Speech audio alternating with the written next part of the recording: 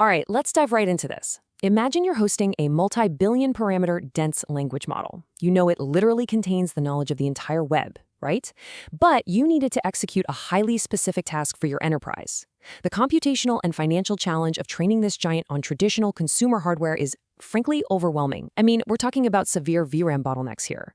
So today, we're going to break down exactly how the industry is solving this massive headache with a highly efficient machine learning architecture. Here is our roadmap for today. 1. The fine-tuning challenge. 2. Prompting techniques. 3. Parameter-efficient fine-tuning, or PEFT. 4. LoRa and attention matrices. 5. Q-LoRa and quantization.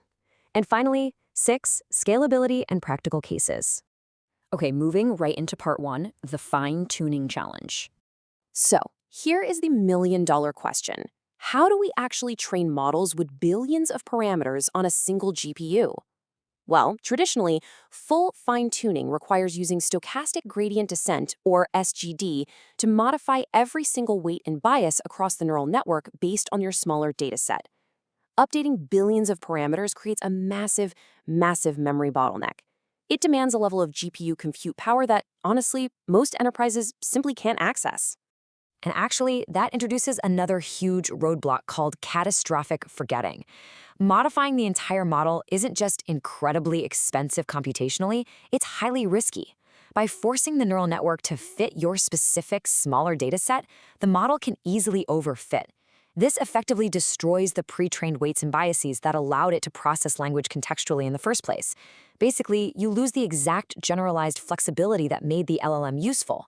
All right, let's look at part 2, prompting techniques. Now, you might be thinking, what if we just don't change the weights? Well, if full fine-tuning is too heavy, soft prompting is way too light. Soft prompting simply appends consistent text blocks to the beginning of user queries, acting as specific instructions. Sure, it's extremely memory efficient because we aren't altering the neural network's architecture at all, but its effectiveness is incredibly low, and it leaves the model highly vulnerable to prompt injections. So neither extreme is really viable for enterprise deployment. To understand the middle ground here, we have to remember how the model actually processes input in the first place. Text undergoes tokenization, every sequence begins with a BOS, or beginning of sequence token, then words are transformed into representational vectors mapped to numeric tokens in the model's dictionary, and it concludes with an EOS, or end of sequence token. Remember, the neural network computes these continuous vectors mathematically. It doesn't just read plain text. This leads to a technique called prompt tuning. Instead of injecting static words, we inject trainable tokens, which are represented as continuous vectors v1 through vk. These vectors are added to the dictionary and prepended directly to the prompt sequence. The really clever part here is that we use stochastic gradient descent to update only the vector values based on our dataset, entirely bypassing the underlying neural network architecture.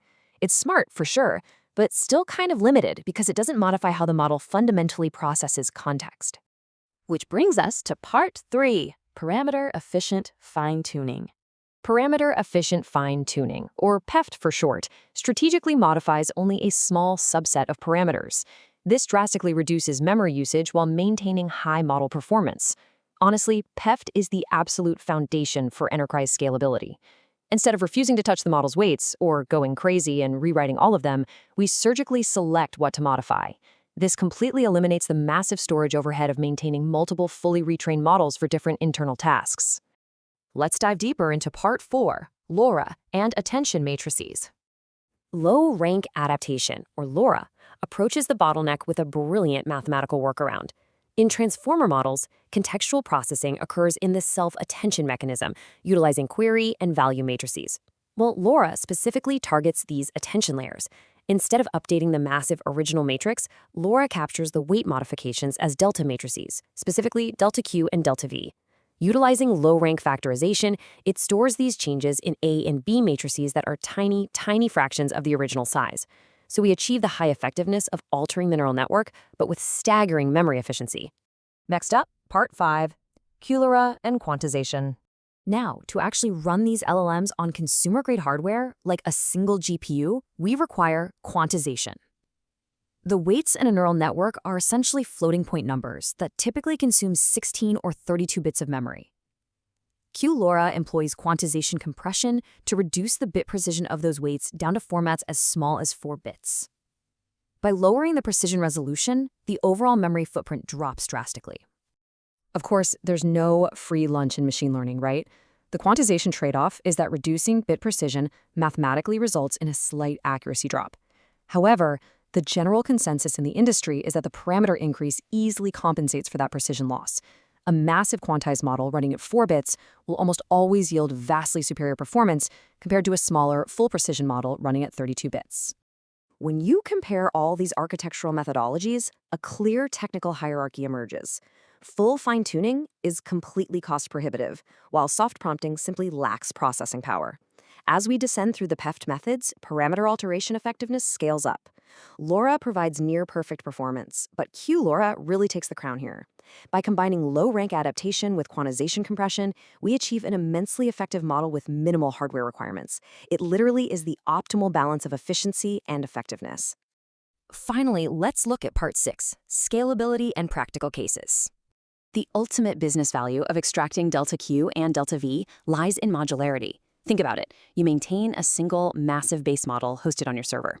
Instead of duplicating that 100-gigabyte behemoth for every single department, you simply load the base model once, and on the fly, swap out the lightweight A and B matrix files, which are only a few megabytes. Suddenly, your AI architecture can pivot instantly from generating sales copy to processing complex legal tasks. It's a total game changer. Take the legal sector, for example. In a highly regulated industry, you absolutely cannot afford AI hallucinations. By deploying PEFT, we can inject legal caveats and ensure the model accurately cites judicial precedents. We fine-tune the model to strictly adhere to the formatting of lease agreements across multiple jurisdictions, ensuring rigid regulatory compliance without having to retrain the primary linguistic knowledge base. Or consider cultural dialect adaptation. Spanish is spoken in dozens of countries, each with distinct regional variations. If a company headquartered in Spain deploys a customer service model, it doesn't want the AI responding with Mexican vernacular. Utilizing LoRa matrices, the model can be fine-tuned to perfectly adapt its output, like forcing the informal use of vosotros for Spain instead of the generalized ustedes. It is the perfect localized adjustment of the attention layer. So, it leaves us with this. If a single base model and a few lightweight delta matrices can flawlessly adapt to complex legal codes and subtle cultural dialects, what industry will PEFT revolutionize next? We've transitioned from unmanageable VRAM bottlenecks to tiny files that act as hot-swappable knowledge cartridges for the most powerful neural networks on Earth. Knowing how PEFT democratizes artificial intelligence at such a fundamental level, it really leaves you wondering how these architectures are going to scale next, doesn't it?